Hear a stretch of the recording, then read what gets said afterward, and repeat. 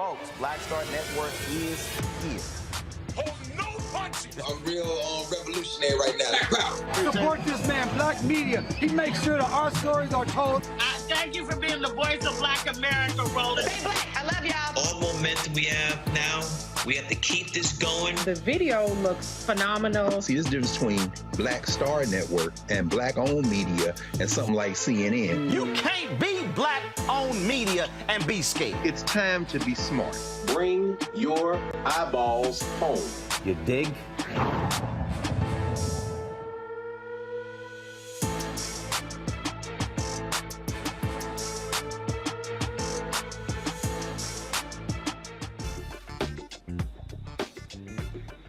Today is Wednesday, September 7, 2022. Coming up on Roland Martin Unfiltered, streaming live on the Black Star Network. We are here in New Orleans, where moments ago we announced a major partnership with the Gulf Coast Athletic Conference. We'll talk with the commissioner, also talk with one of the ADs, as well as the CEO of Urban Edge Network about this partnership with Urban Edge Network, Black Star Network, and the GCAC. Is a conversation you do not want to miss. Also, the EPA Administrator, Michael Regan, he is in Jackson, Mississippi, where they're still involved in the water crisis. We'll talk with him live on the show.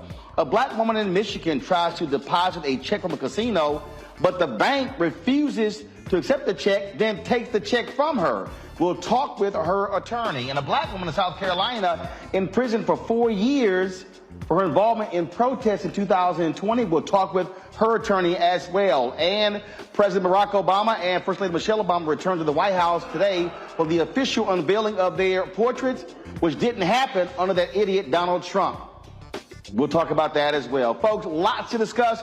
It's time to bring the funk on Roland Martin Unfiltered on the Black Star Network. Let's go. He's got it. Whatever the miss, he's on it. Whatever it is, he's got the scoop, the fact, the fine. And when it breaks, he's right on time and it's rolling. Best believe he's knowing. Putting it down from sports to news to politics. With entertainment just for kicks, he's rolling. It's on go, roll, y'all. It's Roland Martin, yeah. Rolling with Roland now.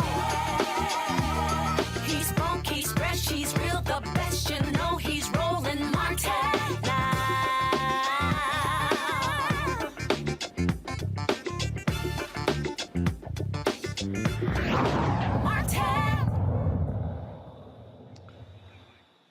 I told y'all big things were happening, and today we announced it here in New Orleans, where today the Gulf Coast Athletic Conference announced a media rights partnership with Urban Edge Network and Black Star Network. This is significant, the largest deal in NAIA history. It is a multi-year deal that will drive significant resources to these HBCU programs. 8 schools make up the Gulf Coast Athletic Conference, and us right now is Kiki Barnes. She is the commissioner of the GCAC. Glad to have you here. So good to see you. For folks who don't realize, we've been working on this really for the past 60 days. We first met at the UNCF Summit in June in Atlanta, officially pitched this to the presidents at Essence Festival, and here we are 60 days later back in New Orleans with this announcement. Feels good. Feels great. I feel like I should have probably had a Drake. What, champagne or something? Yeah, I'm like, yeah, we turned up. This is great. I got you. Now, for the folks who don't know, tell them about the Gulf Coast Athletic Conference. So the Gulf Coast Athletic Conference is a conference comprised of 8 HBCUs: Dillon University, Fisk University, Philander Smith, Oakwood College, Rusk College, Tougaloo College, and Wiley College.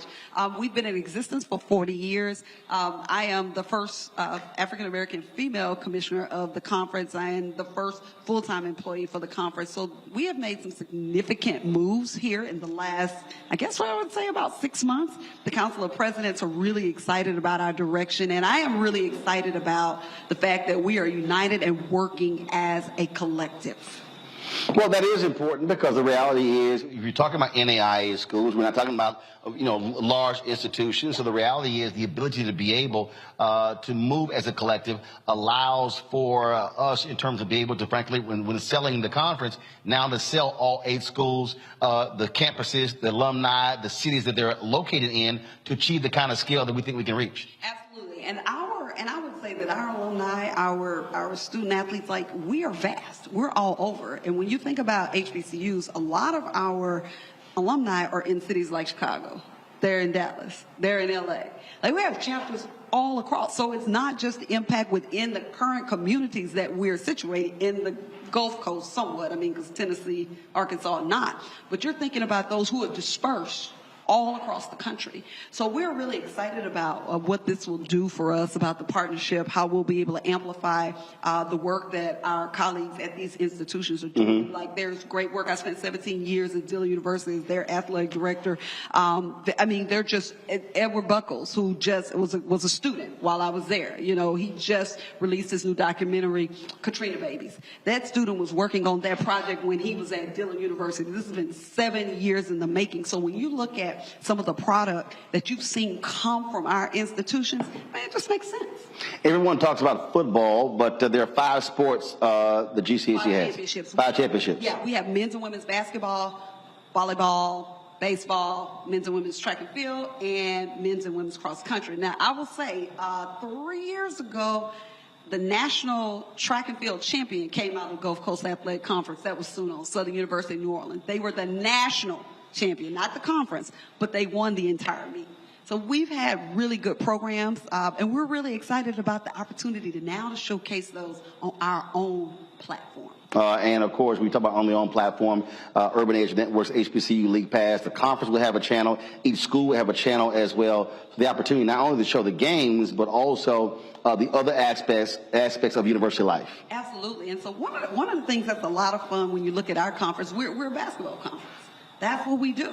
And we're really, really good at basketball. There was a time where we had at least 4 teams that were going to the championship, or at least going to the national tournament each year. So when we look at the history of our athletic programs and how well we've done, this is an opportunity again for them now to be elevated, to be supported.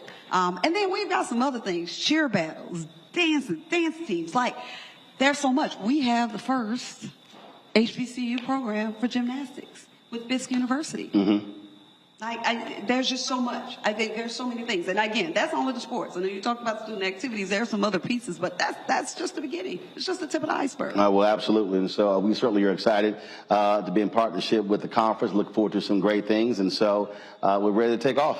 Ready to take off. Glad to be a part. All right. I appreciate it. We're going to bring in now one of the athletic directors from Philander Smith, Roderick Smothers Jr.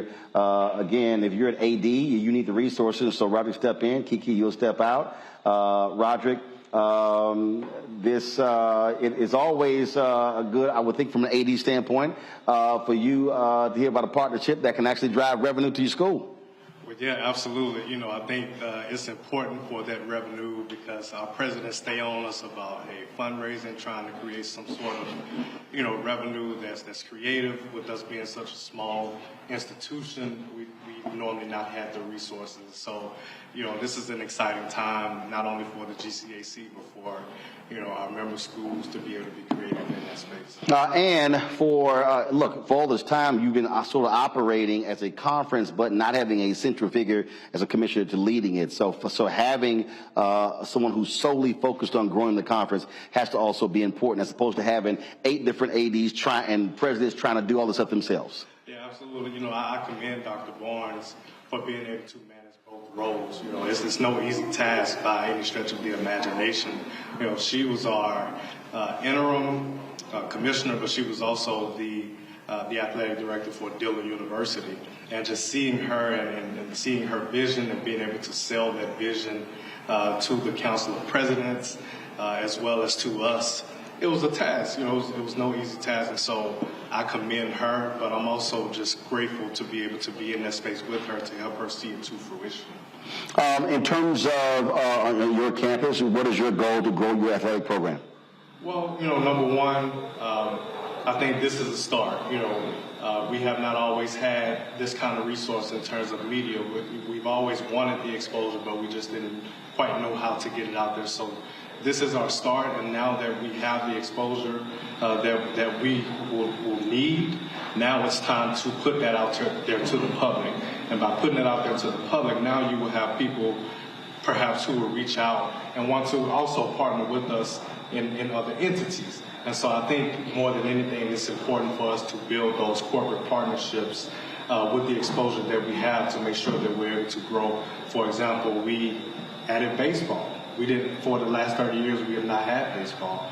But with these kind of resources, we're able to baseball and able to grow as a department. I think, look, if I have a golfer, I think we'll add golf to the roster. Look, we certainly love golf. We have several courses in the greater Little Rock area that we go and play at all the time.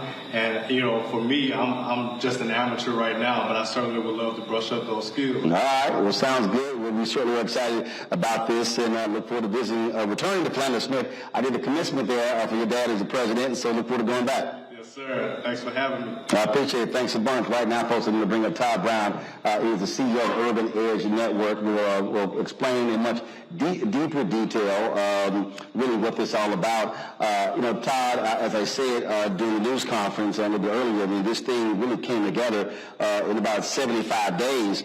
And Urban Edge Networks, they handle third-party sales for me. And the thing that you and I constantly talk about is this is about monetizing black culture. We are successful at making a whole bunch of white folks rich, making folks millionaires and billionaires, but we don't have that same sense of urgency about making us rich. Well, I think that's not only making the black individual rich, I think we're really good at iconic individuals being billionaires and rich. What we don't see is a collaborative where we're making the black community richer. And this partnership is about the community, it's about commerce, and it's about content. And it's about inviting them, as I said earlier in the press conference, not into a conversation where Oprah Winfrey had a show on King World, where she became an equity partner in King World. That's what made her a billionaire. And so when we think about what you and I talk about, black-owned media, our fair share of the marketplace, we think about inviting HBCUs into the conversation about commerce, community, and content, and having them be an equity partner in developing that opportunity as companies are leaning in. And I'll say to you again, Roland, when I say community, I mean the HBCU community. Because the HBCU community is the cultural marketplace for a lot of commerce opportunities. And what I always say is, I've never seen an HBCU in a white community. Now, you visited 65. And so the idea of developing that community with media, with content, with monetization, and participation with the students and the institutions in that game that we do, that's powerful. And that wouldn't have come together without them trusting you, and you and I coming together and having a real conversation about how can we make this happen and change the landscape. Well, and that's one of the things that, one of the things that I said early on, complained about is that, what we have been dealing with here have been black media companies operating in silos, only want to do themselves. So to me, it's a no-brainer us partnering. Then it's a no-brainer partnering with an HBCU conference. And then the announcement today, so they've got a black credit union that's partnering with them. This venue here, which will house the office of the Gulf Coast Athletic Conference, it's a black-owned venue. That's really, you talk about how do we then operate as a collective, and how we move money through multiple black-owned companies. This is called actually working together. And it's a lot of our folk who find that hard to believe because, one, don't necessarily trust other black folks, but it's not that hard if you make the effort. Well, one thing that the AD said earlier is probably been the biggest trap for HBCUs, this notion of exposure. And we don't need exposure. We need a monetization opportunity for the content that we so freely give to everyone else. Right. That when we're used as the streaming platform pay-per-view formula, meaning they're monetizing you and making you pay $6.99, $9.99, or you being used where your content is sold into syndication across all of the platforms, CBS, CW, whoever, and if you're not getting a revenue share of that, right, then you've given up all your rights for exposure. And sure, you're getting a check, but you ain't getting that big check. Your mom can see you on TV, but can you see money going back into your institution? There you go. In a material manner where you're getting a rev share that's impacting the band. It's impacting the athletes. It's impacting the institution in a material way. So when I get a big check, my partners get a big check. And that's how Oprah changed the conversation from being someone on the King World platform to being an iconic billionaire from her participation. And that's a different model than exposure. Right, and that's the thing. Folks always try to get you on that exposure piece. And if you look at what's happening with social media apps, again, we're driving all of this content, making other folks richer. We're making Instagram richer, Facebook richer. I remember there was one banking institution. We were bidding for this deal, and it was like, they came back and said, well, why should we buy Roland's show? If we're already buying YouTube, we could just give more money to YouTube. Oh, so you want to bypass the black-owned media company to give more money to the company that's valued at $1 trillion. Yeah, but I think, Roland, that's almost too hard to understand. So if you're black famous on a white platform, that's not the same as becoming a content owner who's monetizing your. Actually, Todd, we're gonna do this here. So I'm gonna take a break here because I got folks who are saying our audio is off. So we're gonna go to break. I need y'all to fix the audio. So then we're gonna come right back. Okay. So let's go to a break. We'll come back and get the audio straight. Okay. So we're live in New Orleans. We're talking about the partnership, Urban Edge Network, Black Star Network. We announced today with the Gulf Coast Athletic Conference. We'll finish our conversation on the flip side right here on the Black Star Network. When we invest in ourselves, our glow, our vision, our vibe, we all shine. Together, we are Black beyond measure. Can you believe the nerve of these Republicans? They only want to block progress for our community. They talk about cutting Medicare and Social Security. They played politics with veterans' health care. They voted against the George Floyd Justice and Policing Act and funding for our HBCUs, and against lowering prescription drug costs for our seniors. These Republicans keep trying hard to stand in the way, but President Biden, Vice President Harris, and Democrats won't let them. They are delivering for us. The Democratic National Committee is responsible for the content of this. When we invest in ourselves, we all shine. Together, we are Black beyond measure. Hatred on the streets, a horrific scene, a white nationalist rally that descended into deadly violence. White people are losing their damn minds. As an angry pro-Trump mob storms the U.S. Capitol, we're about to see the rise of what I call white minority resistance. We have seen white folks in this country who simply cannot tolerate black folks voting. I think what we're seeing is the inevitable result of violent denial. This is part of American history. Every time that people of color have made progress, whether real or symbolic, there has been what Carol Anderson at Emory University calls white rage as a backlash. This is the rise of the Proud Boys and the Boogaloo Boys. America, there's going to be more of this. Here's all the Proud Boys, guys. This country is getting increasingly racist in its behaviors and its attitudes because of the fear of white people. The fear that they're taking our jobs, they're taking our resources, they're taking our women. This is white fear.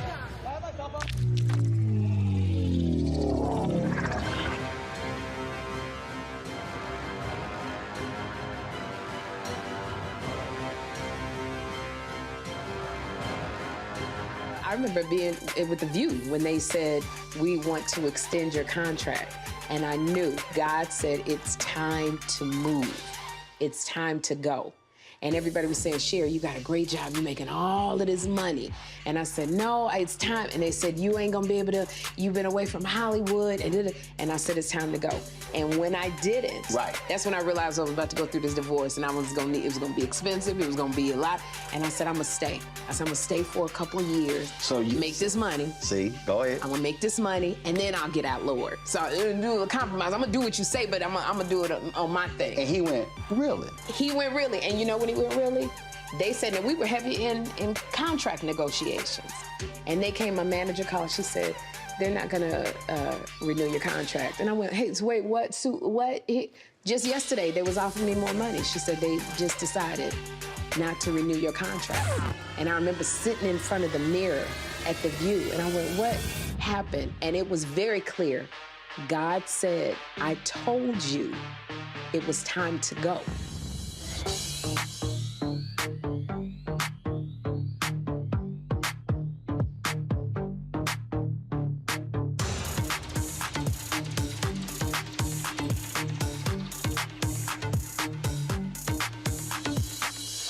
Pull up a chair, take your seat at the Black Tape with me, Dr. Greg Carr, here on the Black Star Network.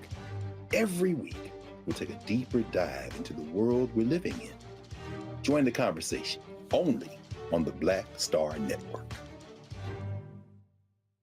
When you talk about blackness and what happens in black culture, we're about covering these things that matter to us, speaking to our issues and concerns. This is a genuine people-powered movement. There's a lot of stuff that we're not getting. You get it, and you spread the word. We wish to plead our own cause. Too long have others spoken for us. We cannot tell our own story if we can't pay for it. This is about covering us. Invest in black-owned media. Your dollars matter. We don't have to keep asking them to cover our stuff. So please support us in what we do, folks. We want to hit 2,000 people, $50 this month, raise $100,000. We're behind 100,000, so we want to hit that. Y'all money makes this possible. Checks and money orders go to P.O. Box 57196, Washington, D.C. 20036-0196. The Cash App is $RM Unfiltered. PayPal is R Martin Unfiltered. Venmo is RM Unfiltered. Zelle is Roland at RolandSMartin.com.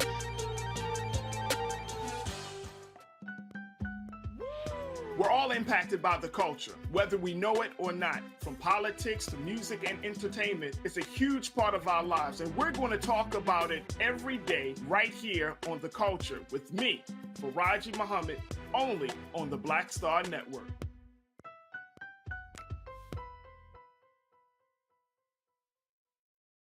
Hatred on the streets, a horrific scene, a white nationalist rally that descended into deadly violence.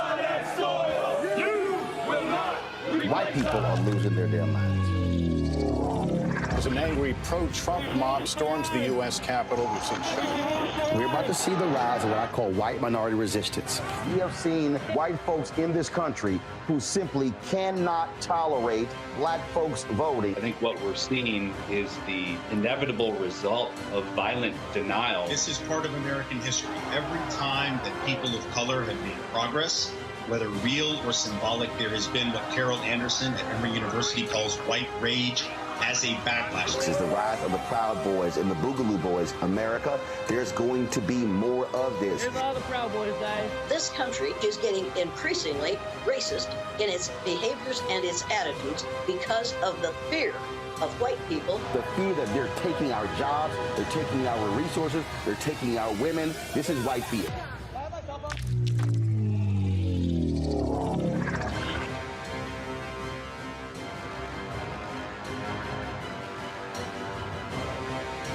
Hey, I'm Cupid, the maker of the Cupid Shuffle and the Wham Dance. What's going on? This is Tobias Trevelyan. And if you're ready, you are listening to and you are watching Roland Martin Unfiltered.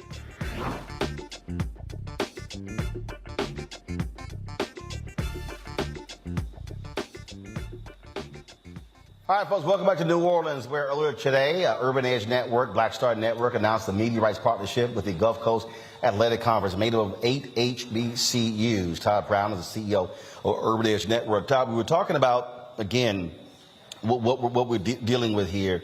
And the reality is this, and I've talked about this about the show numerous times, and it's just being honest. Our HBCUs are operating at a deficit in having a conversation in which many of the folks who are negotiating these deals are not equipped for. They are not, frankly, they're signing bad deals with various companies. And so what you're trying to do with Urban Edge Network, what I'm trying to do is to get our folks to understand, if you're going to sign media rights deals, hire people who know how to negotiate these deals to maximize the value for the institutions, as opposed to just giving away our content, players not getting paid, and frankly, our universities looking like trash because they don't have the dollars. Well, there's a couple things there, Roland, and I think what you said is important. What we're doing at Urban Edge Network is cutting the HBCUs in on the deal. Now, what does that mean? If you have a rights deal and you're not seeing an improvement in the economics of your students, of your athletes, of your institutions, but you win the press conference, that's not a good deal for the individuals within the school. I think there's a lot of opportunity out here for us to cut HBCUs in on the deal. And I say this often. Most majority folks, meaning white folks, can name 3 HBCUs. Most black folks can name 6. But when you bring an HBCU to the conversation, it connotes a lot of commerce opportunity. However, most HBCUs have no idea what a media rights deal should look like. And they think when they see the Big Ten deal, even though it was negotiated by a black man, they don't see themselves in that commerce cycle. I'm challenging HBCUs to get in the game as a material player in monetizing the black culture. And that means all student activities, the history back, and the things that are happening forward in those communities where they live and being cut in on the deal. It's also trying to get our folks to understand that what the internet has done, it has democratized this system. It used to be, look, you worked for a major media company. I was at CNN. Everything was about broadcast networks and linear. Well, guess what? Now with digital, I got 4K cameras right here. We've got 8K cameras out here. We can look as good or better than these networks as well, and they have billions of dollars.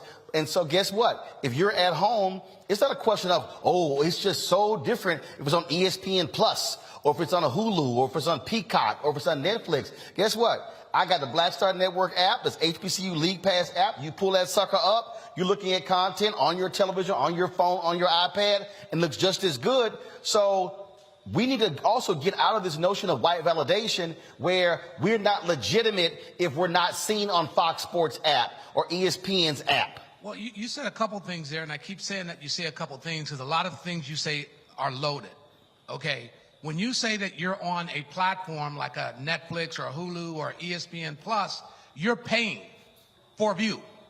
When you're on HBCU League Pass Plus, it's free. You're on Black Star Network, it's free.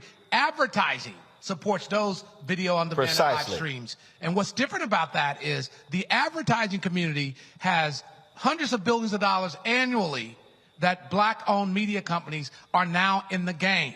But if we partner with HBCUs as a equity partner in that game, they can participate in that opportunity. Otherwise, you're the show again, Roland, and they're the business. That's why you have games. And look, I was highly critical. You know, Florida A&M, their band having to go to game the night before, perform several times, and then hop on that bus to go back home because they can't afford to stay overnight. Well, guess what? If all of a sudden we're driving an additional $50, $100, $250,000 to HBCUs, you now can actually afford to have your band stay the night and shower and give them a hot meal. You can actually provide opportunities for players. We talk about Neil money as well. Talk to the folks about what y'all doing at Grambling, where their players are getting Neil money. Yeah, so it's very exciting. We announced the first all athletes on scholarship to participate in a NILS program with our partner, the athletes. Matter of fact, we have signage in Times Square right now with our brands sitting and talking about those relationships. And what that means is that if I cut a deal for a couple $100,000 with an advertiser to run ads for 8-10 weeks, then I'm cutting them in on the deal. So 50,000 of that gets poured into an athlete platform that goes right back down, Roland, to those students. And depending on the level of followers they have on their social graph, we're inserting opportunities for them to work for the athlete and get some of that money. I think folks understand this, Roland, when it comes to Fashion Nova. They know the models on Instagram and Fashion Nova. When they advertise for Fashion Nova, they get some percentage of the deal. We believe that the student athlete who is largely driving the engagement for social media platforms can participate in a meaningful way, and they help amplify the messages from those national platforms right into their local social graph. And that's really an opportunity for all HBCUs that we partner with that we haven't seen happen in other places. Yeah, and so people just need to understand that what we are talking about, we ain't talking about the game. We ain't talking about halftime. In fact, as I think about it, Bill Duke in the movie High Flying Bird that's on Netflix, he says they invented a game on top of the game. And so when you talk about us being the show, we're not talking about, who's playing and what's happening at the halftime. No, we're saying is if the stadium is empty, are you still getting a check or are you banking on ticket sales? Because the major conferences, that's TV money. Roland, have you seen the USFL? There's no one in the audience. But that's a business model because content is being provided on the air, cross platforms, and they're monetizing those commercials. And so we have long been the show. We're in the Macy's Days Parade. We raise money to be in these parades, leave our homes, ride buses, 26 hours to get there, and we perform for a couple of minutes, and we go back home. And there's a multiples of billions of dollars in equity in those companies, not to mention market cap. And most often, we don't even have enough money to get our kids there. In fact, that parade is actually on 2 networks. Come on. And they run in spots. Come on. And so when you perform in the parade, it's an honor to be selected for the Macy's Parade. Yeah, you're the content. So you measure a relationship about how much money comes back to you, but not how much shine you got to be on other people's platforms. That's the difference. Oprah became a billionaire when she got cut in on the deal. She wasn't an employee. She was an owner. That's the deal. Folks, that's today's announcement. If y'all missed it, go to our Black Star Network, go to HBCU League Pass. You can actually watch the whole news conference. We further explain more of that. Todd, we got some other announcements we're announcing soon. Trust me, y'all don't want to miss that because it's going to blow y'all away. Trust me. Black partnership, black equity. Appreciate you, Roland. Appreciate it. Thanks a bunch. All right, folks, I got to go to a break. We come back. More on Roland Martin Unfiltered on the Black Star Network, including black woman jailed in South Carolina for protesting. Why? Black woman in Michigan wins big money at a casino, the bank won't let her cash it, then they keep the check. We'll talk to both of the attorneys right here on Roland Martin Unfiltered on the Black Star Network. When we invest in ourselves, we're investing in what's next for all of us. Growing, creating, making moves that move us all forward. Together, we are Black beyond measure. Can you believe the nerve of these Republicans? They only want to block progress for our community. They talk about cutting Medicare and Social Security. They played politics with veterans' health care. They voted against the George Floyd Justice and Policing Act and funding for our HBCUs, and against lowering prescription drug costs for our seniors. These Republicans keep trying hard to stand in the way, but President Biden, Vice President Harris, and Democrats won't let them. They are delivering for us. The Democratic National Committee is responsible for the content of this advertising. When we invest in ourselves, our glow, our vision, our vibe, we all shine. Together, we are Black beyond measure. Hey, I'm Antonique Smith. Hello, everyone. It's Kiara Sheard. Hey, I'm Taj. I'm Coco. And I'm Lily. And we're SWV. What's up, y'all? It's Ryan Destiny, and you're watching Roland Martin Unfiltered.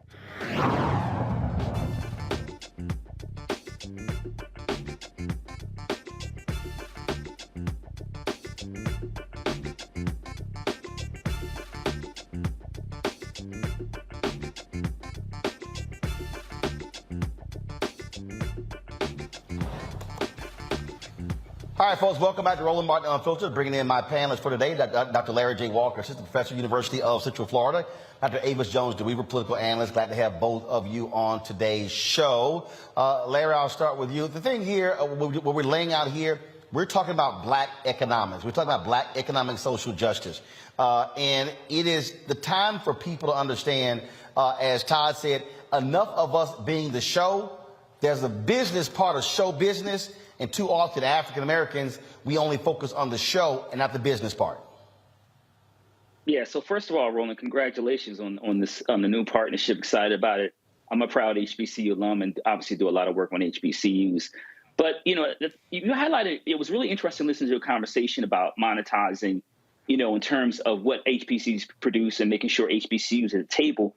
And what's really interesting in conversation is that you really don't typically have these conversations in the black community, not enough anyway. Wow. So what you're talking about and describing this new initiative, like you said, making sure they're partners and they're getting equity in the deal and that they're making money in terms of monetizing the product. I think also the example about the Macy's Day Parade and raising all this money and showing up. But the bottom line is you're not getting a piece of the pie. So what you've done is you begin to change the game. And also I'm hoping in terms of other HBCUs can kind of replicate what you've created here, or I'm quite sure you'll add more HBCUs. But I think this is a really pivotal moment in terms of where our institutions are and realizing that, you talked about America loves to consume black culture, and HBCUs are at the center of that.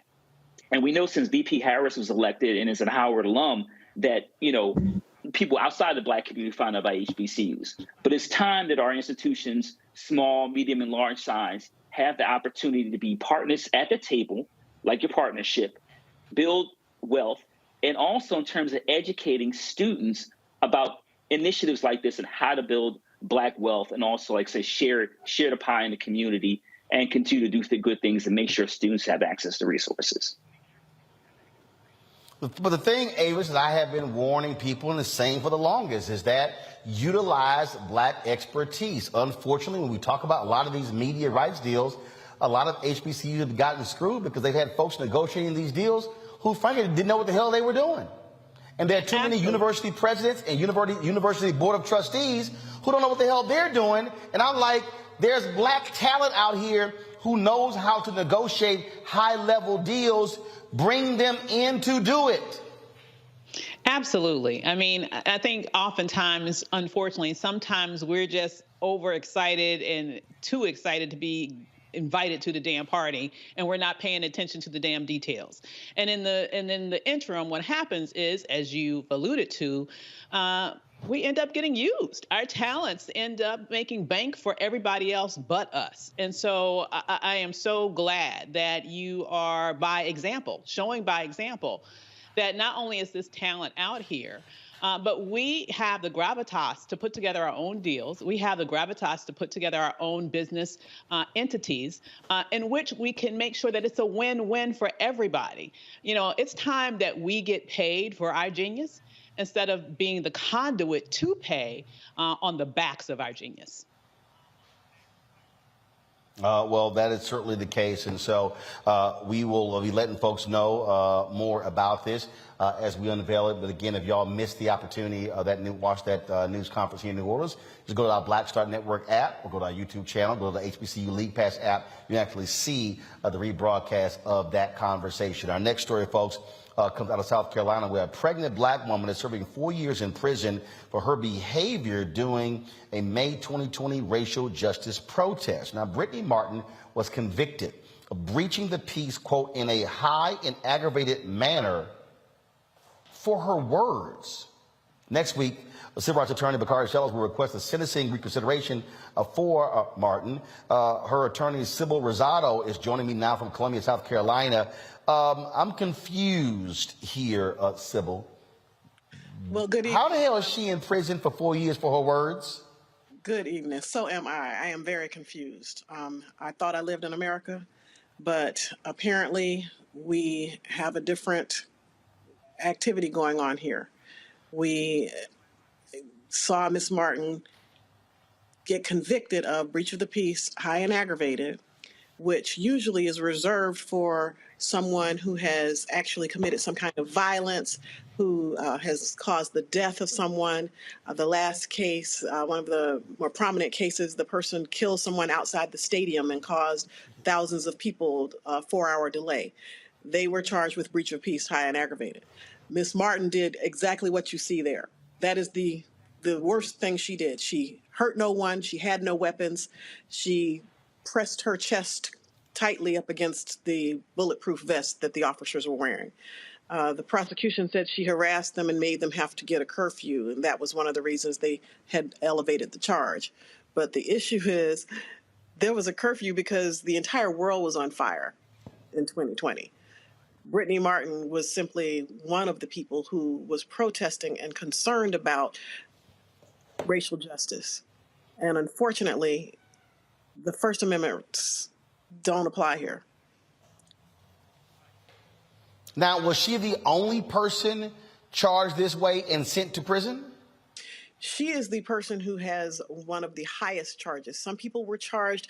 What breach of peace is a ticket. It's a traffic ticket. You get 30 days, $500 fine. It's a speeding ticket level activity. You can get breach of the peace charge for cursing in public. You can get a breach of the peace charge for walking in the street, which she clearly did. She walked in the street while she was protesting. That's what the marchers do. However, what happened with her was that she was so aggravating, based on the testimony from the police officers who were so frightened of her, because this was not the only charge she had. They had also charged her with threatening the lives of police officers because she said, "I'm ready to die for the black. Are you ready to die for the blue? Them vests ain't gonna protect you." Now, they took that as a death threat to the police officers. So she had 5 charges of threatening the lives of police officers. Those charges, actually, we have a hung jury on. And at any point, the prosecutor could attempt to bring those charges again against her. They also charged her with inciting a riot. Now, the jury was clear on that, and she was exonerated. She did not incite a riot. So you have to ask yourself, if breach of the peace is high and aggravated, but it's not a riot, then how is it high and aggravated? You can't have it both ways. It's wow. That's crazy. It is. And they waited 9 Justice in the South.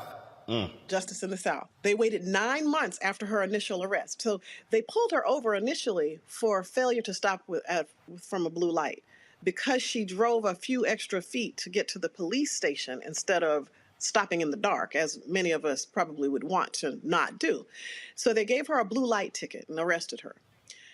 That is one of the tickets that is still, well, they finally took care of it while she was in jail. But that ticket is what got her arrested. Then they hit her with the 5 charges in the riot.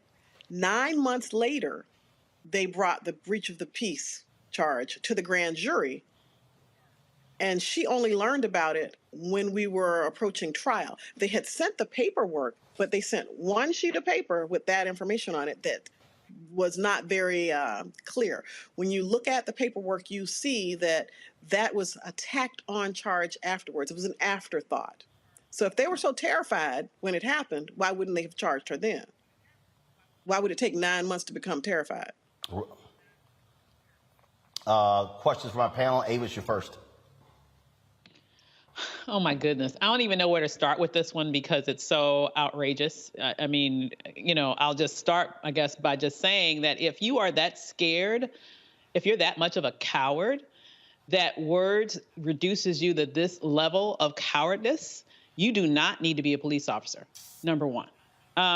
Number two, I guess my question to you is, given all that has happened to her, do you believe that really this is not about her at all? It seems like to me this really is about using her as an example to everyone else to try to make a statement to suppress any sorts of protests that Black people do.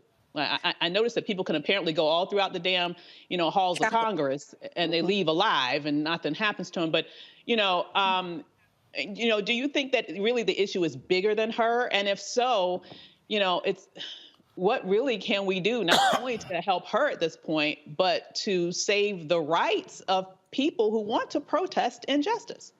Right. And that's what I say all the time. People are like, oh, well, Brittany, she was boisterous. Well, that's not against the law. And this isn't about Brittany Martin. Brittany Martin is a political prisoner. Brittany Martin is an idea. The idea is that we were told that we all have a right to free speech. Brittany Martin exercised her right to free speech. She did not cause a riot. She did not cause a fray. She did not engage in any violence. She didn't carry a weapon. Nobody got hurt.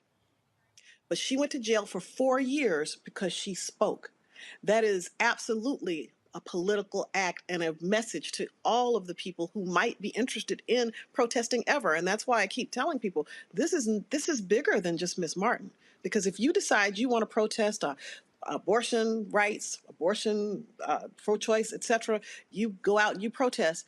Depending on who's looking at you in South Carolina, you could get up to 10 years because he could have given her 10 years. Because the way the statute reads in South Carolina, when it's elevated to breach of the peace, high and aggravated, the judge gets carte blanche and he just gives you whatever he wants. It's not statutorily regulated. Usually it's 30 days, $500 when it's just regular breach of the peace. It's actually a statute. There's no mandate of how long you're supposed to get for breach of the peace, high and aggravated. There's no definition for it. So it's whatever somebody thinks is high and aggravated. And that was part of the problem with defending this. There are no elements to the crime. So I had to define it based on breach with a high and aggravated assault.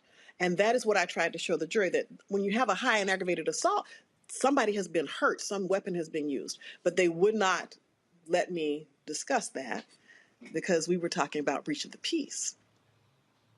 Wow. So yes, this is a political suppression. Larry. Yeah, so this is, this story is a similar song that we've had to deal with the last several decades when it comes to members of the civil rights movement, right? This is old tactic that they've made anew, so to speak. Yeah. Now, one of the things I want to talk about is concerned is she's pregnant. Is that right? And, yes, I've read that she's lost weight. She's had some complications. And then we could talk about how, societies try to police Black bodies recently, and particularly the bodies of Black women. Yeah. And I know there's some steps your legal team is taking right now to get her out. Can you talk a little bit more about that? The Honorable Bakari Sellers has joined our team, and he submitted a motion for reconsideration of the hearing. And so basically what he asked the judge was that, can you please change your mind about this? Because it was just your mind. Can you change it? And so that's what the motion that has gone forward does. If that is not successful, we'll be forced to go to an appeal, which could take years. When Ms. Martin delivers, her child will go to foster care. She already has children who are struggling and being taken care of by her sister and have no income. Her family has lost their home. I mean, everything you could possibly think of that would classify it as a disaster has occurred in this situation. This is a political disaster. She's been stripped of her rights. Her body is being controlled. The prison system in South Carolina has a rule where you are not allowed to have locks. You can have twists or braids, but not locks. So since Miss Martin has locks, which is a part of her religious belief, they have locked her up in solitary repeatedly because she refuses to cut the locks. And they keep charging her with disobeying the orders of the staff and the officers in the jail and putting her in solitary confinement, which is a violation of her Eighth Amendment rights, because as a pregnant woman, she should not be locked up 24/7. These are all problems that are political. I mean, this is Nelson Mandela on steroids in some ways, but people are not hearing it because no one got killed yet. But if her baby dies, then perhaps, I mean, and is that what has to happen? Does something awful have to happen for people to act? Because that's part of the problem. We become so reactionary. We're not proactive. And that doesn't work when you're trying to make sure this kind of stuff doesn't happen. Folks, that is certainly just strange. We'll certainly keep us abreast of what happens in this case. And as we always say, that sign above the Supreme Court doesn't apply equal justice under law. We know that is simply not the case when it comes to black folks, especially in South Carolina. Sir. Thank you for having us. All right. Thank you so very much.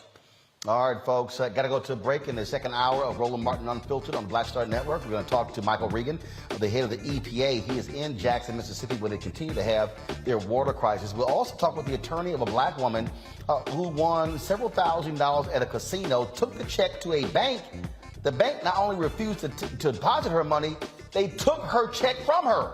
We'll talk with her attorney as well. Folks, if you want to support us in what we do, there's several ways to do so. First of all, if y'all watching on YouTube and Facebook, hit the doggone like button. This ain't that hard. We should easily be hitting 1,000 likes every single day we log on with this show. And so no matter what platform, Facebook, YouTube, Instagram, Twitch, all of them, hit the like button to show us some love. Also, download the Black Star Network app, available on all platforms, Apple phone, Android phone, Apple TV, Android TV, Amazon Fire, Xbox One, Samsung Smart TV, Roku. And if you want to support us, join our Bring the Funk fan club. We got to raise $100,000 a month from our fans each month. That's 2,000 fans at $50 each. The goal is to get 20,000 fans in the course of a year, contributing on average $50 each. That's $4.19 a month, 13 cents a day.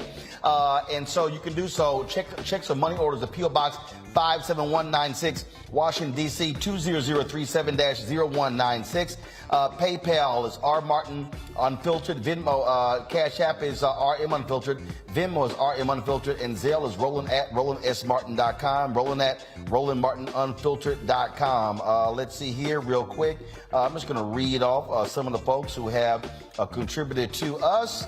Let's see here. Joseph Bergen, Linda White, Mike, Kathy Wood, Fatima Morgan, Charles Berry, Shelby Smither, Lee Williams, Rochelle Murray, Patricia Mason Robinson, Blaine Dickinson. Let's see here.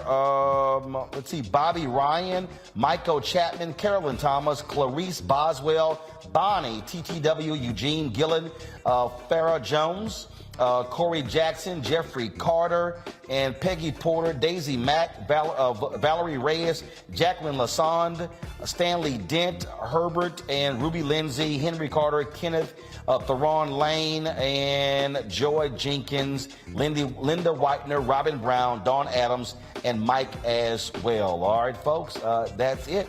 And we certainly appreciate it. Y'all, we'll be back on Roland Martin Unfiltered right here on the Black Start Network, live in New Orleans.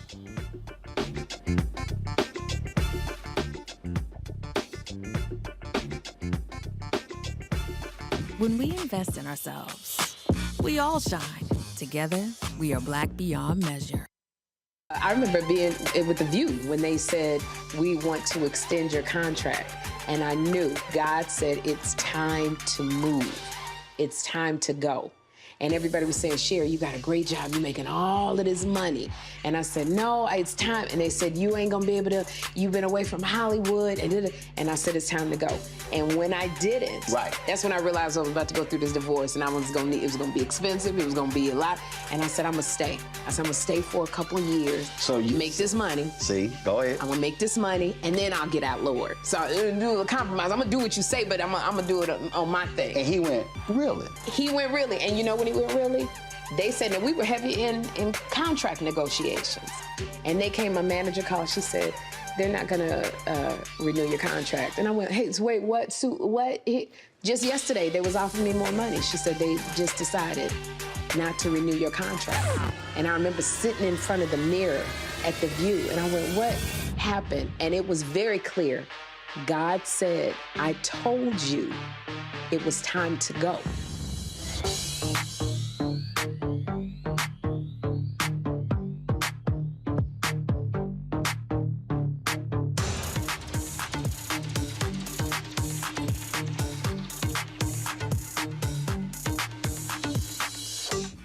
When we invest in ourselves, we're investing in what's next for all of us.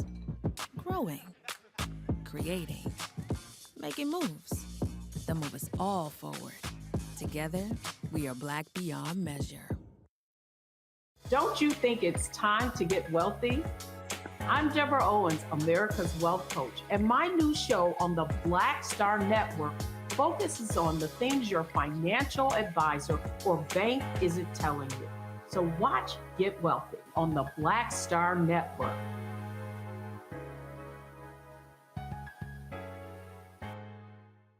When you talk about blackness and what happens in black culture, we're about covering these things that matter to us, speaking to our issues and concerns. This is a genuine people-powered movement. There's a lot of stuff that we're not getting. You get it, and you spread the word. We wish to plead our own cause.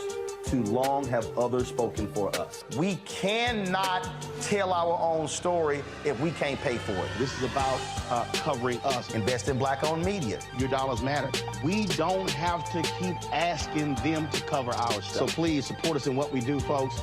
We want to hit 2,000 people, $50 this month, raise $100,000. We're behind 100,000, so we want to hit that. Y'all money makes this possible. Check some money orders. Go to P.O. Box 57196, Washington, D.C. 20037-0196. The Cash App is $RM Unfiltered. PayPal is R Martin Unfiltered. Venmo is RM Unfiltered. Zelle is Roland at RolandSMartin.com. I'm Bill Duke. This is Diala Riddle. What's up, y'all? I'm Will Packer. I'm Chrisette Michelle. Hi, I'm Chaley Rose, and you're watching Roland Martin Unfiltered.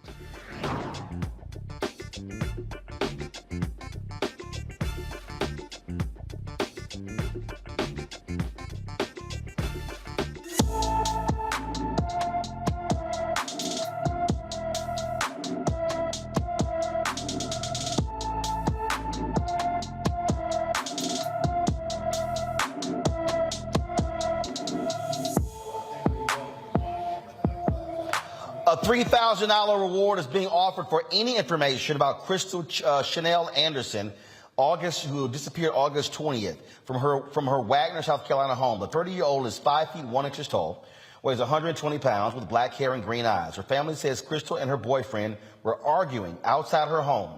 Crystal's children heard her scream, but she never came back inside the house. She hasn't been seen or heard from since.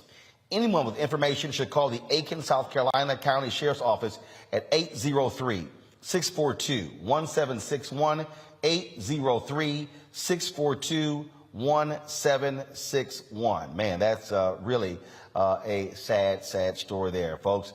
The former first couple, Barack and Michelle Obama, returned to the White House today for the official unveiling of their portraits. Now, that normally happens in the president that follows them, but butthole Donald Trump was in his feelings and he wouldn't do it. And, you know, the Obamas wouldn't come back anyway. So they waited until Obama's former VP, President Joe Biden, was able to do the honors. Here's some of today's presentation. Because as Barack said, the two of us can end up on the walls of the most famous address in the world. Then again, it is so important for every young kid who is doubting themselves to believe that they can too. That is what this country is about. It's not about blood or pedigree or wealth. It's a place where everyone should have a fair shot.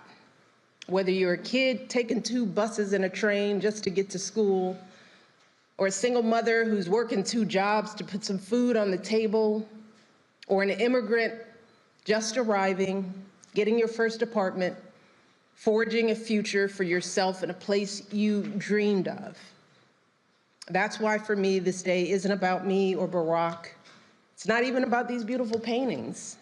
It's about telling that fuller story, a story that includes every single American in every single corner of the country, so that our kids and grandkids can see something more for themselves. I want to thank Sharon Sprung for capturing everything I love about Michelle.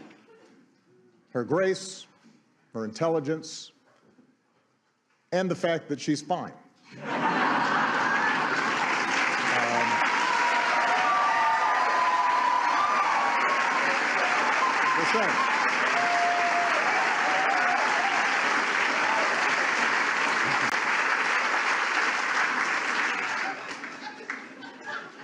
She is.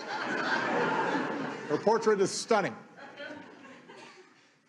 And I want to thank Robert McCurdy for taking on a much more difficult subject and doing a fantastic job with mine.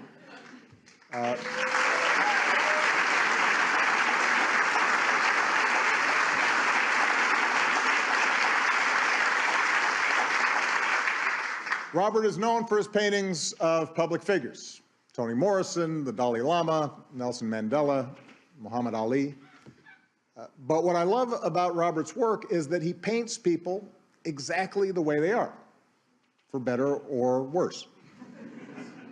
He captures every wrinkle on your face, every crease in your shirt.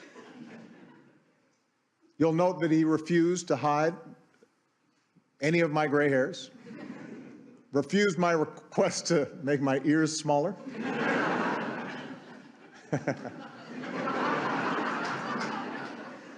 He also talked me out of wearing a tan suit, by the way.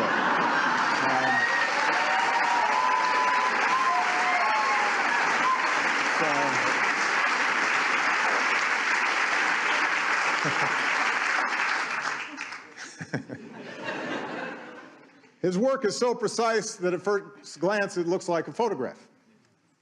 And Robert also paints his subjects looking straight ahead. So it feels like you're face to face, forming a connection. And that appealed to me, in part because presidents so often get airbrushed, even take on a mythical status, especially after you've gone, and people forget all the stuff they didn't like about you. But what you realize when you're sitting behind that desk, and what I want people to remember about Michelle and me, is that presidents and first ladies are human beings like everyone else. We have our gifts, we have our flaws. You've all experienced mine. We have good days and bad days. We feel the same joy and sadness, frustration and hope. And while it takes a certain amount of self-confidence to be president, there are nights where we lie awake, wondering if this or that decision was the right one. I've always described the presidency as a relay race. You take the baton from someone, you run your leg as hard and as well as you can, and then you hand it off to someone else, knowing that your work will be incomplete. The portraits hanging in the White House chronicle the runners in that race. Each of us tasked with trying to bring the country we love closer to its highest aspirations. And when future generations walk these halls and look up at these portraits, I hope they get a better, honest sense of who Michelle and I were. And I hope they leave with a deeper understanding that if we could make it here, maybe they can too. All right, folks, that was it. And also, President Joe Biden had a few words to say as well.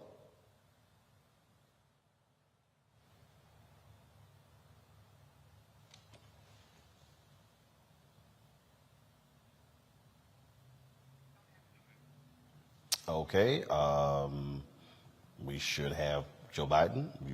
We don't have it. Okay. All right. Now, again, as you heard Obama say, Robert McCurdy and Sharon Sprung did those official portraits, and they're the first official portraits added to the White House collection since then President Obama unveiled the photos, the portraits of President George W. Bush and First Lady Laura Bush in 2012. All right, folks, let's now go to Jackson, Mississippi, where the EPA Administrator Michael Regan is on the ground there. Jackson's been dealing with this water crisis for the past few weeks. Residents there having to boil their water. It's been a very difficult situation there, impacting schools and businesses. He joins us right now. EPA Administrator Regan, glad to have you on Roland Martin Unfiltered. Hey, Roland, thank you for having me. These issues are critically important. I'm here in New Orleans years ago when they had the BP oil spill, when President Obama was there. Lisa Jackson was the EPA administrator, and dealing with these issues. Now we're talking about this water crisis that's happening there. What are you seeing firsthand? What are they telling you? Yesterday we reported that that the system was pumping out fresh water. Is that still the case? What's the latest in Jackson, Mississippi? Well, Roland, what we're seeing on the ground today is that water pressure is slowly beginning to come back. But there still are concerns about whether or not the water is completely safe to drink. These residents have been dealing with this latest issue for a couple of days. But, to be honest, Jackson, Mississippi has been dealing with water infrastructure issues for decades. I spoke with a woman today, 92 years old, with some of her friends in her residence who talked about fearing the water here in Jackson, and some have been drinking bottled water since 1996. There are a lot of questions about the quality of Jackson's drinking water, and our goal here today was for me to bring together the governor of Mississippi, the mayor of Jackson, Congressman Benny Thompson, Senator Roger Wicker, and Senator Hyde Smith, and make a commitment that moving forward, we will solidify the residents of Jackson's confidence in the quality of their drinking water. And we'll do that using the resources that the city of Jackson has currently and the future resources that we hope they receive through the bipartisan infrastructure law. The thing that, when you talk about they've had this issue for years, you have the governor who's throwing out, it should be privatized. We had the mayor, Chokwe Lumumba, on talking about issues they've actually had there as well. And so what is needed to fix this problem? What is needed? How much is it going to cost? Roland, ultimately, it's going to cost hundreds of millions, if not billions, is what a billion is what some of the estimates say. But here's the reality. There's $13 million available to the city right now in a state revolving loan fund in terms of an application that they have ready to go. There's $30 million that the state needs to put in the application for to contribute to solidifying Jackson's water quality. And then, as you know, with the bipartisan infrastructure law, EPA has $50 billion to partner with states and cities all across the country to shore up some of these vulnerable water systems. Mississippi will get $400 million of those resources over the next 4 to 5 years. So we need to be sure, number one, that Jackson is prepared to use the resources that are available today, that's roughly about 43 million, to begin to solve this problem and position themselves for some of these bipartisan infrastructure law dollars. We want to serve as a partner, providing technical assistance, grant writing assistance, helping to shore up operators and personnel to run this system. But we also want to position Jackson so that they can put some competitive grants forward and partner with the state of Mississippi to approve those grants so that we can finally see some forward movement on creating a sustainable drinking water system for the people of Jackson. You mentioned the money going to the state. One of the things that jumps out at me is that Jackson, in the last budget issue, Mississippi gave them no money as well. I was in Texas, and they were complaining the 5th anniversary of Hurricane Harvey, and billions went to Texas in relief. None of the money went to Harris County. Are there mechanisms in place where, frankly, if federal government is sending money, you can bypass state folks and send the money to the cities direct? Is that possible? You know, Roland, one of the things that we have is in these resources, half of the money coming to the state of Mississippi must go to disadvantaged communities or communities that need them the most. That was one of the mechanisms that President Biden and Congress put into the bipartisan infrastructure law. So that's one mechanism. But the second is the reason I'm in Jackson today is because the meeting that I convened with the governor, with the mayor, both U.S. senators, and congressional representatives is getting a commitment from all of those parties that when the resources do come to the state of Mississippi, they will invest in Jackson. I got that commitment from the governor. I got cooperation committed to by the senators and Mayor Lumumba. And so I do think we're looking at a different paradigm here. But the reality is that EPA is going to have to continue to partner with governors and mayors all across the country to be sure that these resources flow to these communities that need it the most. We know historically in Texas and Mississippi and other states that these communities have seen indifference and lack of investment. And one of the ways that we're going to ensure that that doesn't occur is ensuring that we get commitments from these governors and these mayors to work together and saying to these governors and mayors, if we don't see the resources steered towards the communities that we want to see, EPA will withhold those funds until we see the proper plans. And that's right there, I think, what has to happen there. It really is important. Look, the billions that were voted upon by Congress for infrastructure, I keep saying this, we've got to stop waiting in this country for stuff to fall apart to fix it. How about actually fixing it before things crash and have continuing maintenance? Because last I checked, that's actually cheaper as opposed to allowing it to get so bad, and then you got to do a complete blow up of the system. You're absolutely right, Roland. And listen, I think from a water infrastructure standpoint, why wait for it to fail before you invest is a great question, because we all know that economic development, a city's competitiveness, the ability to attract jobs is all predicated on whether you have good quality drinking water and electricity. So we know that these are anchor support systems for every community. What we hope to do in this process is not only rebuild the water infrastructure, but rebuild the economic vitality for cities like Jackson, and also rebuild trust along the way. You know, many states and cities across the country don't trust their government anymore. The governments have failed them in many respects. So part of the reason I'm here in Jackson is to reiterate to the governor and the mayor that they've got to put aside political differences, put aside the past, and work with the EPA to get these millions, these tens of millions of dollars to Jackson immediately so that people can see that the government's working and that their water quality is improved. EPA Administrator Michael Regan, we appreciate you for your work, but also being there on the ground in Jackson, Mississippi, to see firsthand what's happening there with the water issue that's been plaguing that city. Well, thank you, Roland, for having me. And you'll notice in the back, Jackson State University was kind enough to host this meeting today. A historically black college playing a central role in hosting a governor, a mayor, and U.S. Senate leaders and House leaders. I'm very proud of that, and we're going to get this done for the people of Jackson. Well, we actually are here in New Orleans last where you and I saw each other, where we announced a partnership with 8 HBCU schools. And so it is important for us to use these institutions in the great work that they do. And of course, you've been a graduate of one as well. It's great work being done there, and it's always important to showcase it. Absolutely. Absolutely.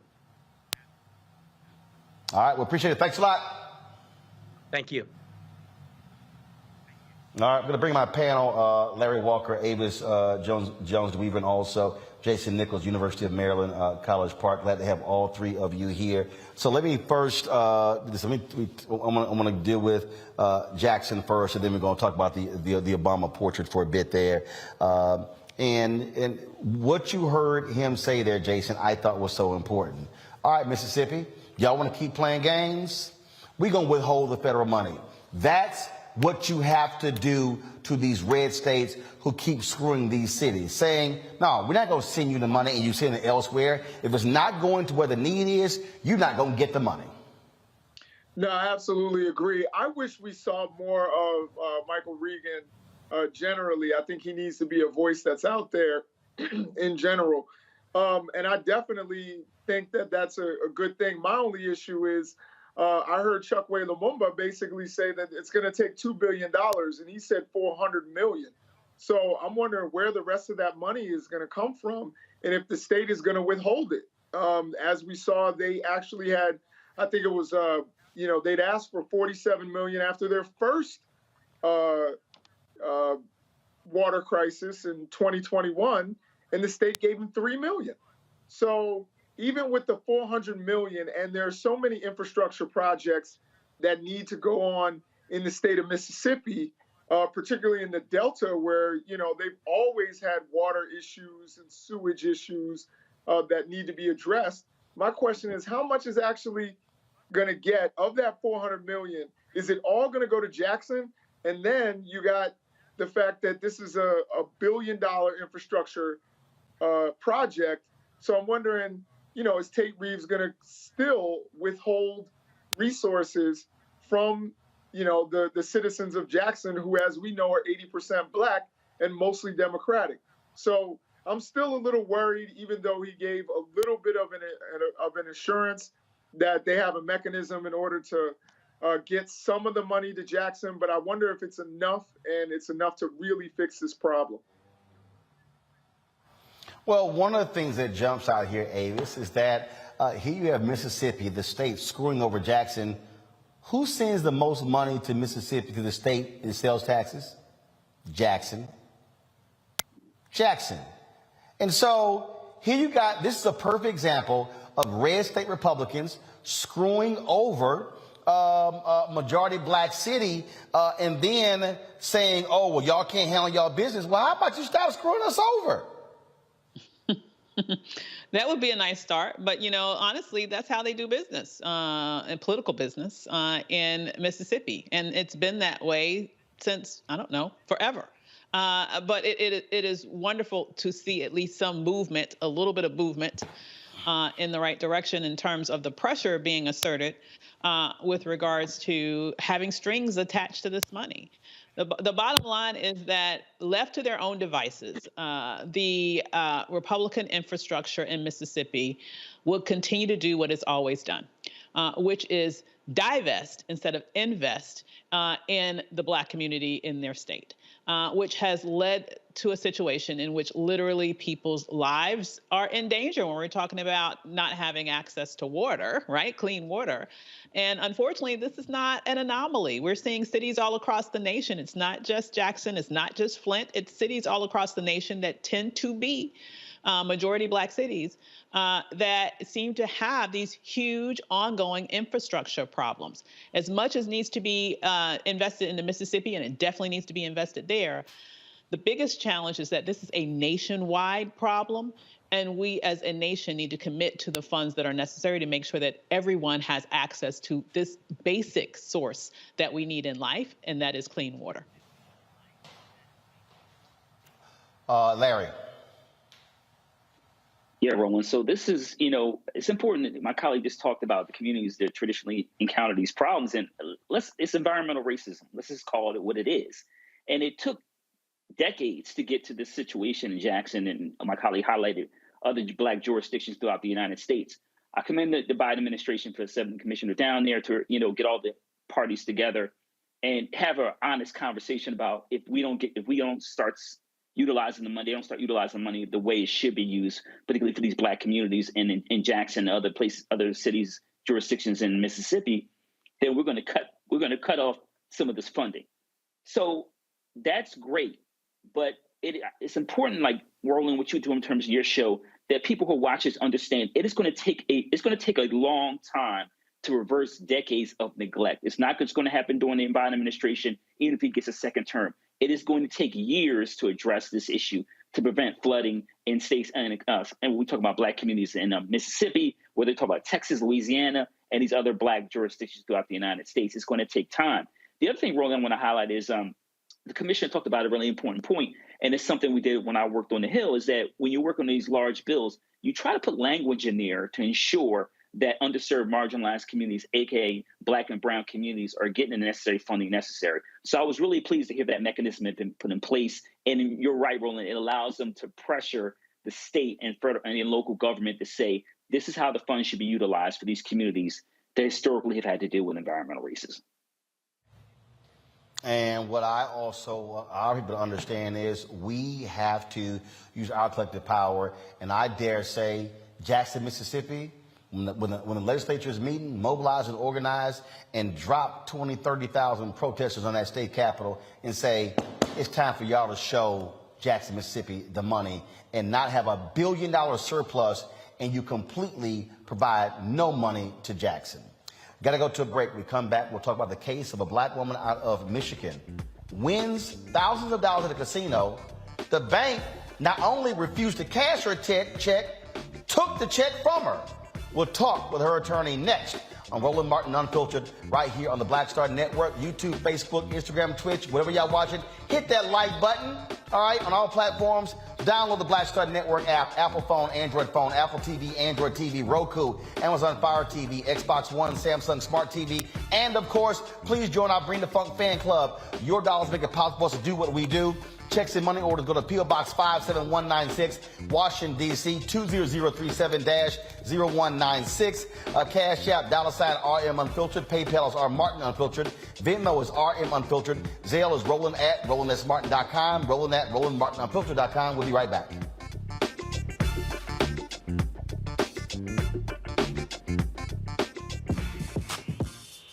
When we invest in ourselves, our glow, our vision, our vibe, we all shine. Together, we are Black beyond measure. Hatred on the streets, a horrific scene, a white nationalist rally that descended into deadly violence. White people are losing their damn minds. As an angry pro-Trump mob storms the U.S. Capitol, we've seen We're about to see the rise of what I call white minority resistance. We have seen white folks in this country who simply cannot tolerate Black folks voting. I think what we're seeing is the inevitable result of violent denial. This is part of American history. Every time that people of color have made progress, whether real or symbolic, there has been what Carol Anderson at Emory University calls white rage as a backlash. This is the rise of the Proud Boys and the Boogaloo Boys. America, there's going to be more of this. Here's all the Proud Boys, guys. This country is getting increasingly racist in its behaviors and its attitudes because of the fear of white people. The fear that they're taking our jobs, they're taking our resources, they're taking our women. This is white fear.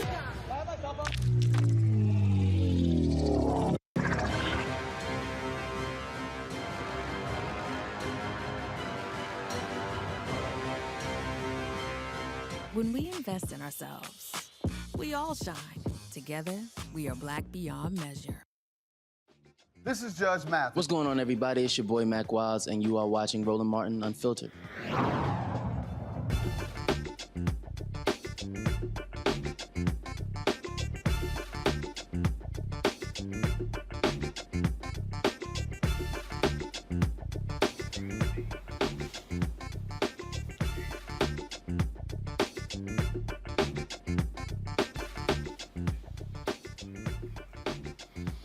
All right, y'all, a really, really, really strange story out of Michigan, okay? And so a black retired Detroit woman is suing Fifth Third Bank after bank employees refused to deposit a check with the money she won from her casino winnings. Yeah, 71-year-old Lizzie Pugh was accused of trying to cash a fake check after hitting the jackpot at the Soaring Eagle Casino and Resort in Mount Pleasant, Michigan. Not only did the white bank employees accuse Pugh of peddling a fraudulent check, they then wouldn't give her the check back.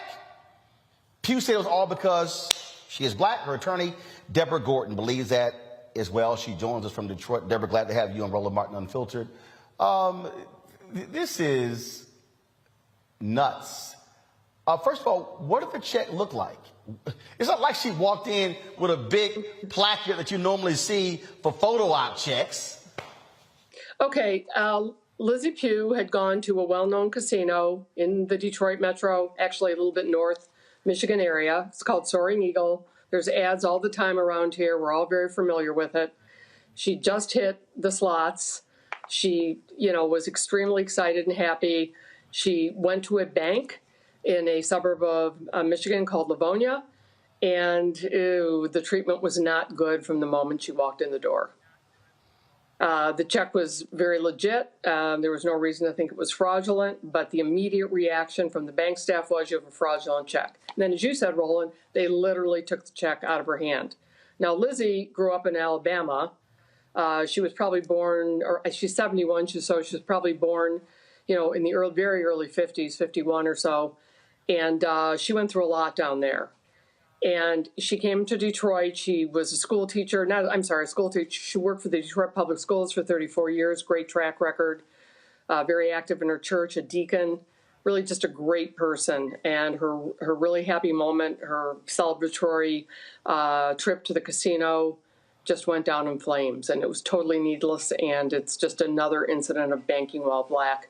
It's not the only case I've had. This is just everyday life, as I'm sure you're aware, of trying to conduct ordinary business. So, what I don't understand is, if you accuse somebody of having a fake check, why would you keep the check? Well, according to the bank, they said if it's a fraudulent check, we are required to keep it. Hence, I guess they wanted to turn it over to the cops or something. But obviously, if you just came in with a check for a significant amount of money, or any amount of money, you're not going to turn around and leave the bank without your check. It's crazy. And just to show how incorrect and inaccurate the bank employees were, Lizzie later went to a Chase Bank, and they immediately took the check, ran it through their system, allowed her to open an account and to deposit the check. So there was nothing wrong with the check, but the assumption was made because, in our opinion, of her race, she was treated differently, and her check was automatically suspect. Okay, so first of all, how much are we talking here?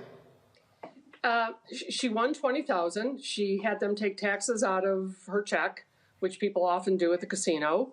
So it was less than that. It was a 5-figure check. It was a good amount of money, but she didn't want to cash it. She wanted to deposit it and, go on about her business. Yeah. Now, she had an account at this bank, to correct? set up account. No, she wanted to set up an account. And I've had other cases like this where my clients are black and they haven't had a good reason to set up an account, or for whatever reason they haven't done it. But now a significant check comes in. They want to set up an account, they want to deposit the check, and they want to conduct normal, ordinary business. But stereotypes are applied, and, she just was treated in a humiliating manner, and she was in tears when she contacted my office. It brought back a lot of very old, unfortunate memories for her. Right. Here's the response from Fifth Third Bank. At Fifth Third, we are committed to fair and responsible banking and prohibit discrimination of any kind. Our employees are trained to help every person with their banking needs, customer or non-customer, while minimizing the risk of any potential fraud. From our review of the claims, we believe our employees' actions have been misinterpreted. That said, we regret Ms. Pugh has come away feeling mistreated after her interactions at our branch, as our employees' actions were consistent with our process and the dual goals of serving our customers while also preventing potential fraud that can victimize both the bank and our customers. So here's what I find to be interesting here with that statement, Deborah. I've opened bank accounts before. I've even had large checks where the bank would put a hold on that check for 7 to 10 days to confirm the authenticity of that check. So I'm trying to understand Fifth Third why that wasn't the case if she was simply trying to open an account. They could have simply said, we'll accept this check, but we're going to place a hold on it to ensure this is authentic. Absolutely. I mean, I think we've all had that experience where the banks want to put a hold on something. Sometimes it's irritating, usually just a couple of days and you move on. They didn't offer that, Roland. They did not offer it. From the moment Lizzie walked into that bank, she was not really acknowledged. She has a handicap sticker on her car. She was walking rather slowly. And she was overlooked, and she finally got somebody's attention. None of this was offered, like, hey, great, we're going to deposit this, we'll see what happens. An assumption was made. At one point, she called her son. At another point, she called a friend from her church who's a lawyer, an attorney, and got some advice. She finally told them she was going to call 911. She was going to call the police if they would not give her back her check. And with that, she eventually was able to retrieve her check, and left the bank humiliated, very teary, contacted her niece, and between the two of them, they decided this was not going to stand. But, I've had other clients with similar experiences. I'm sure you've talked to many people in a similar situation. You go to rent a rental car, and your credit card is questioned or your check is questioned. I brought a large lawsuit on behalf of 5 or 6 people against a major rental car agency for exactly that kind of thing. It's this profiling. It's not just young black males. It's just people out there conducting everyday business who are being profiled and stereotyped. And Lizzie, unfortunately, became a victim of that. And she tells stories about what she remembers in the Jim Crow era in Alabama and how she felt then. And it all came flooding back. So it's a really unfortunate story. Fifth Third can say what they want. The check was not fraudulent, period, full stop. It's a very viable check from a very legitimate business. She was told 3 times it was fraudulent. With what basis? I see none. Again, this is just unbelievable. And so let us know what happens. Yeah, we'll see what happens. But in the meantime, Lizzie's decided to take up the cudgel at age 71 and not stand by for it. So extremely, proud and happy to represent her and that she's willing to take this on. And we appreciate your interest in our case. All right. Thanks a bunch, and let us know what happens. Thank you. Will do. It's amazing, Avis. Oh, my God. It's banking while black. It's walking while black. It's driving while black. It's going to school while black. It's trying to sell lemonade while black. Trying to barbecue in the park while black. Trying to deliver packages while black. I mean, this is the thing that white folks in America don't fully understand. I saw a poll where these white Republicans believe that that racism against whites is greater or equal than it is for African Americans. And I keep saying, white folks get to go to the bank and just open up bank accounts. They get to walk around, shop, and drive. It is hell to be black in America. Well, apparently they also get to keep top secret documents at their house and not go to jail. I'm just saying. Okay. So right. So, what is so infuriating to me, and you're exactly right. the examples are endless in terms of the indignities and the discrimination that we have to deal with, from our youngest children to our most precious elders. And that's the part of this that really pisses me off, that this is a 70-plus-year-old woman who has worked hard all her life, and she has to deal with this indignity from these idiots at this bank. I just hope that her attorney makes them pay every dime possible. And also, I really want to know why those people who treated her in this way still have a job. Because the fact that she was able to leave that bank and go to a competitor and open up a bank account there means that if for no other reason to get them fired, they just lost that bank. That bank just lost them business that they could have been making money off of. So it's really interesting to me that the higher ups at that bank have chosen to, in essence, stand behind the actions of the racists that they have employed, rather than to even act in their own business interest. It shows you the degree to which racism is not only alive and well in this country, it is completely proliferating the country in all spheres and among all groups of African Americans. It's maddening, Jason, that we have to deal with this constantly. And for the people who say, oh, well, if you're black and you're educated and you have a nice job, these things don't affect you. Actually, they do. If you go back more than a decade ago, the issue of racial profiling actually came up because middle and upper class black people were being stopped on the New Jersey Turnpike for driving nice cars. Yeah. So your money does not somehow, money doesn't somehow remove you from feeling the realities of being black in America.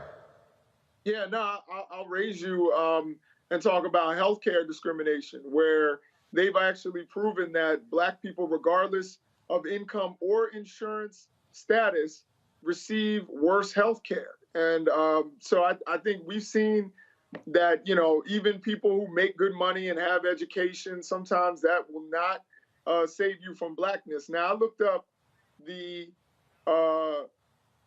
demographics of Livonia, which I believe they said Livonia, in Michigan, and it's 92% white and 3.4% black. And you had a woman from Detroit, which is a overwhelmingly black city. So you will be hard pressed to convince me that race had nothing to do with this, and that this was not the perception of a black woman coming in from Detroit trying to cash a check in a city that is largely white. And of course, they didn't want to serve her when she came in. They didn't pay her attention. They didn't ask if she needed help. This is something that I think most of us have experienced at some point in our lives, even when we have money to spend. So I think that this is another example. And, you reminded me, Roland, of a skit that Larry Wilmore used to do, which was black people can't do nothing. You can't ride a bike, you can't drive a car, you can't do anything. And he would bring up a lot of these cases where it's just someone who had worked hard as a person in the school system, and was 71 years old, won some money, wanted to open a bank account, which is what most Americans should want and should do in order to take care of their money. And the bank discriminates against them. So anybody who thinks that discrimination is over with, you can look at a case like this. And anybody who thinks Jim Crow was a long time ago, just remember that this woman is old enough, even though she's a young woman, she's old enough to have experienced it firsthand. And a lot hasn't changed. And we see that in cases like this. Indeed. Larry? I mean, black folks just can't even win money and celebrate, deposit the money and, do something with it. I mean, blackness is policed every step of the way. Talk about, how black women, in terms of the mortality rate related to pregnancy-related deaths, the infant mortality rate, discrimination as it relates to buying a home or trying to refinance your home. My colleague talked about health disparities, particularly related to black folks who've had COVID, who are more likely to go back into the hospital. These are the challenges we have to deal with on a daily basis, Roland. And this is why talking about these issues on your show is so important, because other platforms aren't talking about it. Black folks are still catching hell. And if we don't confront banks and other institutions, that it will be ongoing. My colleague was right. The people that work at that bank should be fired. But undoubtedly what happened is this lawsuit gets settled and they get a pass. But they shouldn't be working at the bank, any other bank, anywhere, period. And one of our elders shouldn't be treated like this, and no Black person should have to deal with the indignities of being accused of committing a crime when you didn't. She won. It's a moment. She should obviously super excited. Any of us would be winning money, any kind of money. And then she had to deal with the way those folks treated her. But like I said, we need to hold I'm glad she's suing the bank. Hope she gets every nickel and dime that possible. And the folks that treat her like that should be fired. Indeed. All right, folks, going to a break. We come back. A Black woman in New Orleans launches an app to help with mental illness. We'll talk to her next right here on Roland Martin Unfiltered on the Black Star Network. Please download our app. Available on all platforms: Apple phone, Android phone, Apple TV, Android TV, Amazon Fire TV, Xbox One, Samsung Smart TV, Roku. And of course, please join our Bring the Funk fan club. Your dollars are necessary for us to do the work that we are involved in, folks. Our goal is we need $100,000 this month, which is 2,000 of our fans contributing on average of $50 each. That comes out to $4.19 a month, 13 cents a day. Folks, you don't just get this show. You get Faraji Muhammad's daily show. You get weekly shows from Deborah Owens dealing with finance, balanced living with Jackie Hood Martin, Stephanie Humphrey dealing with entrepreneur and tech, Greg Carr with history and culture. We've got 2 to 3 other shows in development. You got Rolling with Roland. We got a great interview with Sherry Shepard that dropped yesterday. Folks, look, it's a whole lot you're getting for free. This doesn't cost you at all. We appreciate your support. Check and money order, P.O. Box 57196, Washington, D.C. 20037-0196. Cash App is $RM Unfiltered. PayPal is R Martin Unfiltered. Venmo is RM Unfiltered. Zelle, Roland at RolandSMartin.com. Roland at RolandMartinUnfiltered.com. We'll be right back.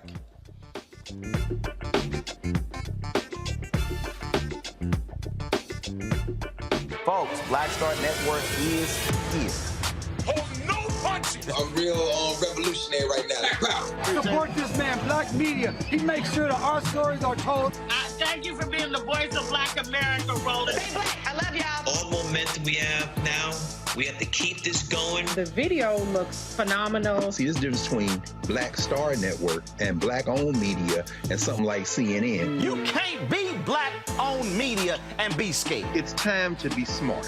Bring your eyeballs home. You dig?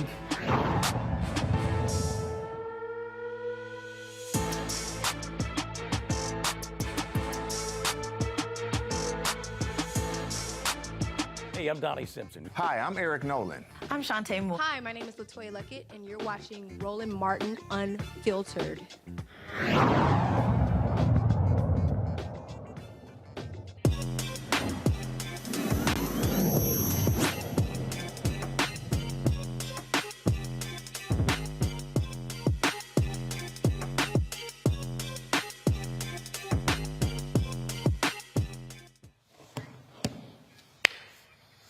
All right, folks, African Americans are understanding of the need for mental health services. A Black woman here in New Orleans decided to use her own personal journey to help. She created an app that assists others in getting the help they need. Jasmine Pierre created the Safe Place app with Black folks and cultural competency in mind. She joins me now from New Orleans. Jasmine, we should have had you here from the set versus I'm in the city. So first off, just talk about your journey that led you to say, you know what, I need to do this. I mean, was it that you couldn't find anything like this in the marketplace? Well, yeah, I really had a hard time finding the right resources. And especially just growing up in the 90s as a child, there really wasn't any mental health resources that were like safe or just for us. So that left me with a lot of stigma. I didn't really believe that Black people could get mental health issues until I was an adult. So that was really scary to go through, and I've been hospitalized a few times because of it, and I just realized like we really need to talk about this, and we also just like really need the resources as well. So I just took it upon myself to like do the research and to create an app so we can have a place where not only we could talk about these issues, but also just feel safe and to have a place where we could find the right resources and connect to the right people. So, when you were out there looking, when you were dealing with your issues, were you talking to other people and trying to find something? And then, how did you then begin the process of building this app, creating this Safe Place app? Well, for the longest time, all I did was talk to God about it, because that's a very huge stigma in the Black community. We feel like we just need to pray everything away and that Jesus is the only answer. So for the longest time, I just had God in my faith. And once I saw that that wasn't all that I needed a whole lot more than that, I said to myself, well, even though mental illness is seen as a very stigmatized thing in society, it really is still an illness. It's a disability for a lot of people. And I shouldn't feel ashamed to have to need to see a therapist or just need a support group or something to make me feel better or to make me feel like I can get through the day. So I just really felt like even though I still had my faith in God, I really still just needed the services as well. So unfortunately, it took me until I was in the hospital after a suicide attempt to realize like I really, really need to talk to somebody about these issues. And so I started to get help for myself. And when did you launch the app? I launched the app in 2018. And so how has it gone thus far? How many downloads have you had? And how many people have been helped by Safe Place app? So as of right now, we have over 20,000 downloads. And well, we've helped a lot of people so far. And I hope that we continue to help even more people in the future, just helping them to connect to the right resources that they need.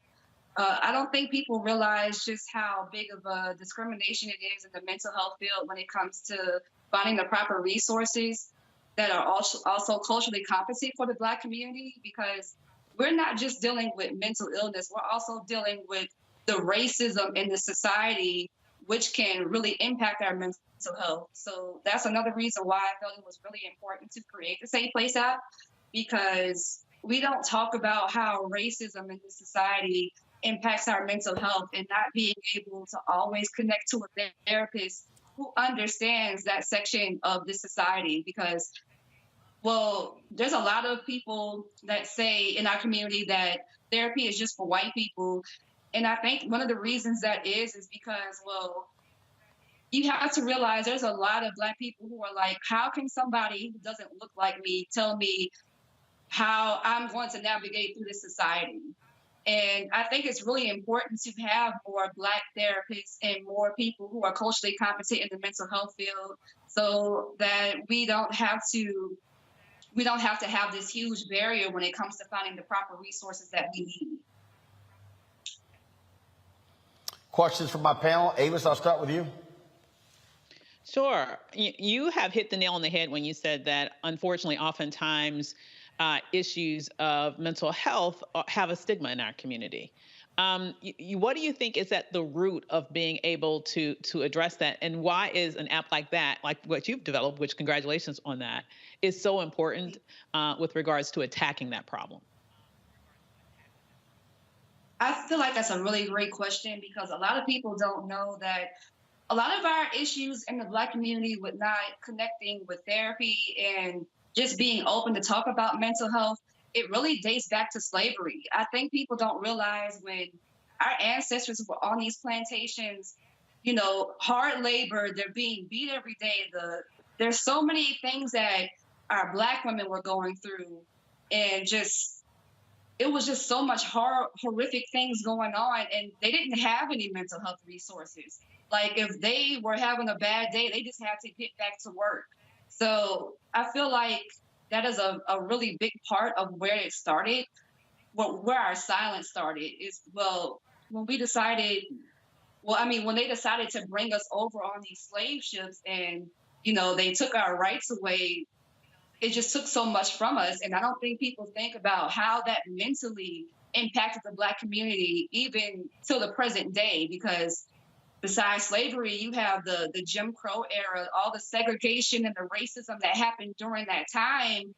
And we really just don't talk about the psychological aspects that really impact our community, knowing that if you go to a whites only section, you can be killed. Or if you go to the wrong part of town, you can be lynched. Like, we don't talk about how these things really psychologically impact our community.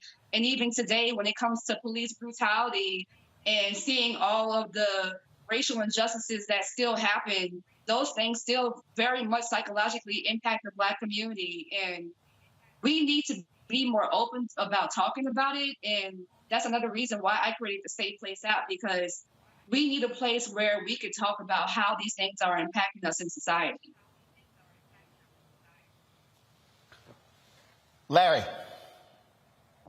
Yeah, first of all, I appreciate, you know, being open, honest, and talking about mental health is an important issue that Black people need to talk about.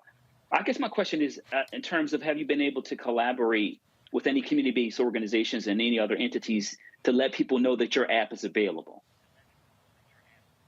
That's another great question. So yes, I'm always collaborating with organizations. Well, specifically, I love collaborating with mental health organizations that are specifically for the Black community, that are looking for ways to give us more resources and more access to the care that we need.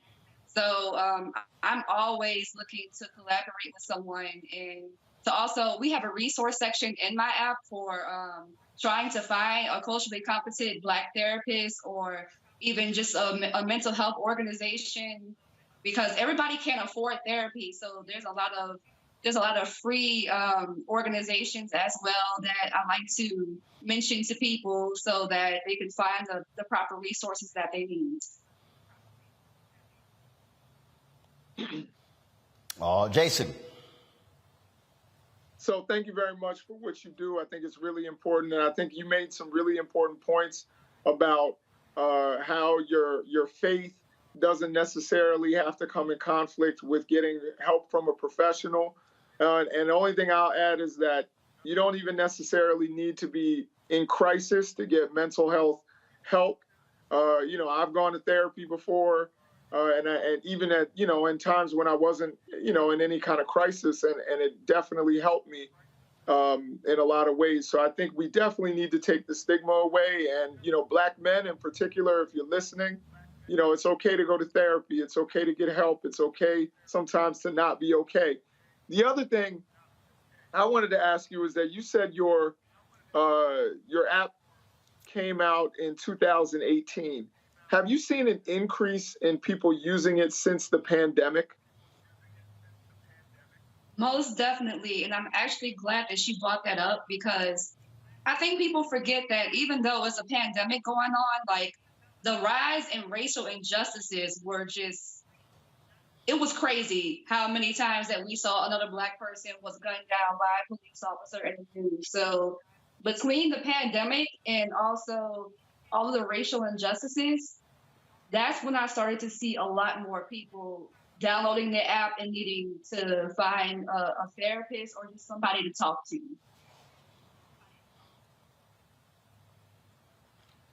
All right. The app is called Safe Place. It is an opportunity for you. If you're looking for culturally competent folks, if you're dealing with the issue of mental illness, you can go there and check it out. Jasmine, Pierre, we appreciate you joining us on our Tech Talk segment. Congratulations. And I hope folks take advantage of it.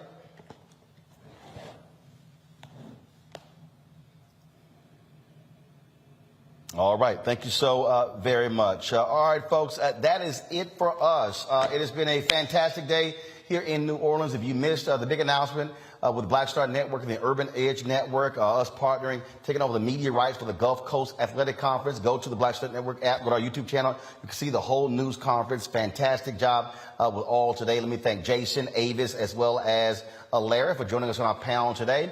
Folks, I'll be back in the studio tomorrow for Roland Martin Unfiltered. Don't forget, download our app, the Black Star Network app. All platforms, Android, Apple TV, Apple phone, Android phone, Apple TV, Android TV, Roku, Amazon Fire TV, Xbox One, Samsung Smart TV. And of course, you can also join our Bring the Funk fan club. Your dollars make it possible for us to do what we do, to travel on the road, to cover the stories that matter to you. P.O. Box 5, send your check and money orders to P.O. Box 57196, Washington, D.C. 20037-0196. Cash App is $RM Unfiltered. PayPal is R Martin Unfiltered. Venmo is RM Unfiltered. Zelle is rolling@RolandSMartin.com. Rolling@RolandMartinUnfiltered.com. Again, appreciate everyone. I'll see you in D.C. tomorrow. Y'all know how we end the show.